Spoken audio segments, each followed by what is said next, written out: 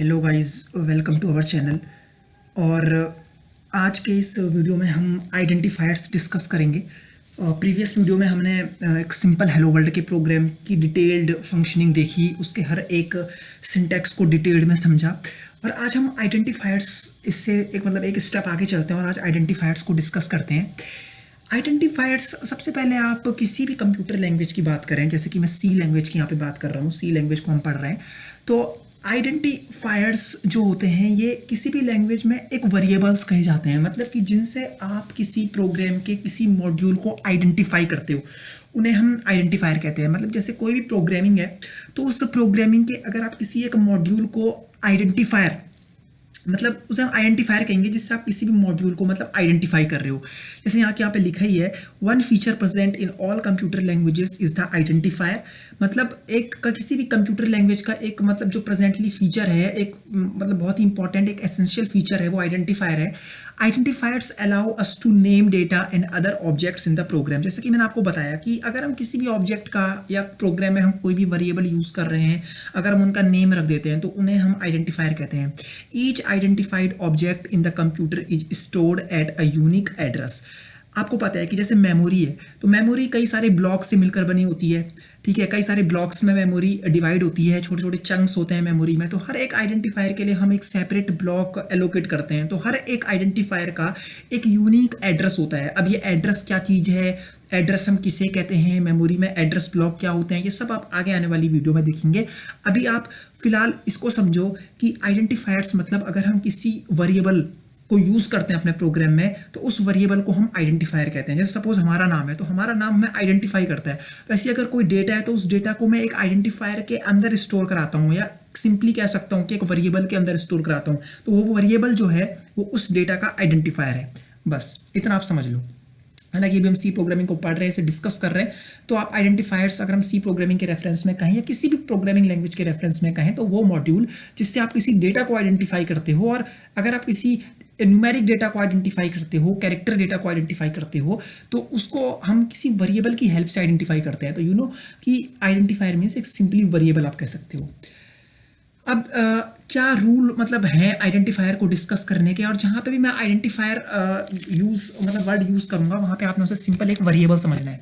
तो first character must be alphabetic character और underscore. आप जब भी एक वेरिएबल को या एक आइडेंटिफायर को डिक्लेयर करते हो तो हमेशा एक कैरेक्टर और एक अंडरस्कोर, मतलब फर्स्ट कैरेक्टर जो होना चाहिए वो हमेशा अल्फाबेट होना चाहिए, वहां पे कोई नंबर नहीं हो सकता, और अंडरस्कोर होना चाहिए। दूसरा यहाँ पे पॉइंट लिखा हुआ है, must consist only of alphabet, characters, digits और अंडरस्कोर। और जो आपका वेरिएबल है वो एक स्पेशल सिंबल नहीं रखना चाहिए, वो केवल अल्फाबेट रखना चाहिए, कैरेक्टर रखना चाहिए, कुछ डिजिट रखने चाहिए, और अंडरस्कोर उसे कंटेन करना चाहिए। First 63 character of an identifier are significant, can not duplicate a keyword. अभी आप जानते होंगे कि हर एक लैंग्वेज का एक कीवर्ड होते हैं। जैसे कि अभी हम सी के कीवर्ड की अगर मैं बात करूंगा, तो सी में कई सारे कीवर्ड हैं, मतलब वो एक लैंग्वेज के रिजर्व्ड वर्ड होते हैं, तो हम उन्हें वेरिएबल में मतलब असाइन नहीं कर सकते उन कीवर्ड को। तो सिंपली आपने जब भी वेरिएबल असाइन करने अपने प्रोग्राम में, जब भी वेरिएबल डिक्लेयर करने अपने प्रोग्राम में, तो हमेशा एक बात अपने माइंड में रखना है कि जो वेरिएबल होगा वो हमेशा अल्फाबेट या अंडरस्कोर से शुरू होगा, वो किसी नंबर से शुरू नहीं हो सकता। और हालांकि वो नंबर कंटेन कर सकता है, पर फर्स्ट अल्फाबेट किसी भी वेरिएबल का हमेशा अंडरस्कोर या कोई अल्फाबेट होगा। ओके, आगे यहाँ पे आप देख सकते हैं नोट में, an identifier must start with a letter और underscore, it may not have a space और हाइफन। आप स्पेस और हाइफन से उसे स्टार्ट नहीं कर सकते, फर्स्ट कैरेक्टर हमेशा लेटर या अंडरस्कोर ही होगा एक आइडेंटिफायर का। और दूसरी मेन बात, C is a case sensitive language. C एक केस सेंसिटिव लैंग्वेज है। यहाँ पे कैपिटल स्मॉल का अलग अलग रोल है। कैपिटल स्मॉल यहाँ पे अलग अलग रोल प्ले करता है। अगर कोई कीवर्ड स्मॉल में लिखा है तो वो स्मॉल में ही वैलिड होगा, उसे आप कैपिटल नहीं लिख सकते। तो ये सी जो है वो केस सेंसिटिव लैंग्वेज है। यहाँ पे स्मॉल और कैपिटल यानी कि अपर केस और लोअर केस का जो रोल है वो अलग अलग है। जैसे कि यहाँ पे वैलिड नेम्स आप देख सकते हो, ये यहाँ पे आप देख सकते हो कि ए ये वैलिड है, स्टूडेंट नेम ये भी वैलिड है, ये अंडरस्कोर से शुरू हो रहा है ये भी वैलिड है, ये अंडरस्कोर से शुरू हो रहा है ये भी वैलिड है, और ये आपके पास है सिस्टम डिफाइंड वैल्यू। अब इनवैलिड देख लो, डॉलर स्पेशल सिंबल से शुरू हो रहा है इनवैलिड, नंबर से शुरू हो रहा है इनवैलिड, सम सैलरी बीच में हाइफन का साइन है ये भी इनवैलिड है, स्टूडेंट नंबर बीच में स्पेस है ये भी इनवैलिड है, और इंट ये एक कीवर्ड है, और कीवर्ड मैंने आपको बताया था कि कभी भी हम वेरिएबल में यूज नहीं करते। तो ये कुछ वैलिड इनवैलिड नेम है। ये धीरे धीरे जब हम प्रोग्रामिंग एक्सरसाइज करेंगे तो आपको ये धीरे धीरे क्लियर होता रहेगा। टाइप्स हम डिफाइन करते हैं। अब किसी भी डेटा को हम जब अपने प्रोग्राम में डिक्लेयर करते हैं तो उसका बाय डिफॉल्ट हमें टाइप डिफाइन करना पड़ता है कि वो किस टाइप का डेटा है, वो इंटीजर डेटा है, वो कैरेक्टर डेटा है, वो डेसिमल का डेटा है, फ्लोटिंग डेटा है, तो उसके टाइप को हम डिफाइन करते हैं। ओके, तो टाइप्स मतलब कि जो हम उसके टाइप को डिफाइन कर रहे हैं कि जो हम डेटा यूज कर रहे हैं अपने प्रोग्राम में, जैसे हम 2 लिख रहे हैं तो 2 एक इंटीजर डेटा है, तो हमें उसका बाय डिफॉल्ट टाइप देना पड़ता है। कंप्यूटर उसे ऑटोमेटिकली टाइप कास्ट नहीं करता। आजकल बहुत सारी प्रोग्रामिंग लैंग्वेज ऐसे आ गई है जो ऑटोमेटिकली टाइप कास्टिंग करती है, वहां पे हमें स्पेशली टाइप डिफाइन करने की जरूरत नहीं होती। लेकिन सी एक मतलब हम कह सकते हैं कि ये डिफॉल्ट टाइप कास्टिंग फॉलो नहीं करता। यहाँ पे हमें टाइप खुद से डिफाइन करना पड़ता है, मैन्युअली डिफाइन करना पड़ता है। और ये आप देख सकते हो सी के जो टाइप्स हैं, वॉइड, इंटीग्रल, फ्लोटिंग, डिराइव्ड, ये सब अभी हमें इस पर फोकस नहीं करना, हम सीधे प्रोग्रामेटिक अप्रोच पे जाएंगे। ये आप देख सकते हो एक टाइप है कैर, यानी कि आप जो भी कैरेक्टर वर्ड यूज करोगे अपने प्रोग्राम में, वहां पे आप उसके आगे से बाय डिफॉल्ट जो उसका टाइप है वो कैर वो करोगे, मतलब प्लेस्ड करोगे।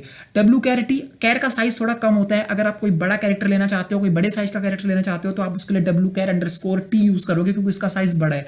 आप जैसे कि डायग्राम में भी देख सकते हो कैरेक्टर का साइज, ऊपर आप देख सकते हो एक छोटा क्यूब बना हुआ है और नीचे जो है बड़ा क्यूब बना हुआ है। तो इसका मतलब यह है कि कैरेक्टर का जो साइज है वो छोटा है comparison to W char T से। यहां पे भी आप ये टेबल देख सकते हो, शॉर्ट इंट सबसे छोटा, इंट उससे बड़ा, लॉन्ग इंट और बड़ा, और लॉन्ग लॉन्ग इंट और बड़ा। ये धीरे धीरे जब हम प्रोग्रामिंग करेंगे वहां पे आपको ये क्लियर होता रहेगा। ठीक है, ये ज़्यादा आपको वो नहीं करना। ये इसकी रेंज होती है, जैसे शॉर्ट इंट 2 बाइट का होता है तो 2 बाइट में ये -32768 से +32767 रेंज तक चलता है।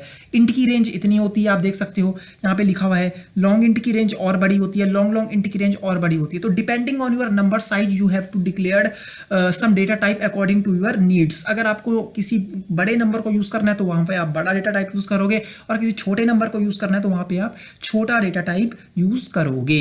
ठीक है, ऐसे आप फ्लोट देख सकते हो, सबसे छोटा, डबल उससे बड़ा, लॉन्ग डबल उससे बड़ा। फ्लोट हमेशा पॉइंट्स, डेसिमल, जैसे आप इंटीजर होते हैं तो इंटीजर के लिए हम इंट, कैरेक्टर के लिए कैर। फ्लोट हमेशा पॉइंट वाले नंबरों के लिए होता है, जैसे 2.3 इस तरीके के लिए होता है फ्लोट।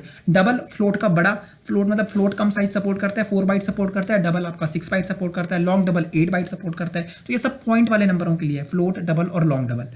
इसके बाद ये वेरिएबल्स आपको पता ही है, variables are named memory location that have a type such as integer और कैरेक्टर। या आप यहाँ पे पढ़ सकते हो, वेरिएबल्स आपको पता ही है जनरली एक जिसमें हम किसी डेटा को स्टोर करते हैं। जैसे आप 2, 3, 4 इसको आप किसी वेरिएबल में असाइन करते हो, जैसे a = 2, a = 3। और 2 टाइप के होते हैं, वेरिएबल डिक्लेरेशन और वेरिएबल इनिशियलाइजेशन। ये दोनों क्या है, ये अभी हम प्रोग्राम में समझेंगे। तो जनरली अभी मेरा केवल आइडिया इतना था कि आपको एक बार ओवरव्यू दे दूं वेरिएबल्स का। इसको हम आगे आने वाले प्रोग्रामिंग में अभी डिटेल में डिस्कस करेंगे कि हम किस तरीके से वेरिएबल डिफाइन करते हैं, किस तरीके से वेरिएबल को डिक्लेयर करते हैं, डिफाइन करते हैं, किस तरीके से हम इसी वेरिएबल की वैल्यू को प्रिंट करते हैं। ये हम डायरेक्ट अभी टर्बो सी में प्रोग्रामिंग करके इसको समझेंगे। तो होपफुली गाइज आपको ये वीडियो पसंद आई होगी। अगर ये वीडियो आपको पसंद आई तो प्लीज इसे लाइक करें, इस वीडियो को शेयर करें और हमारे चैनल को सब्सक्राइब करें और बेल आइकन प्रेस करें, जिससे कि आपको आने वाले न्यू अपकमिंग वीडियोस की नोटिफिकेशन सबसे पहले मिले। Thanks a lot guys.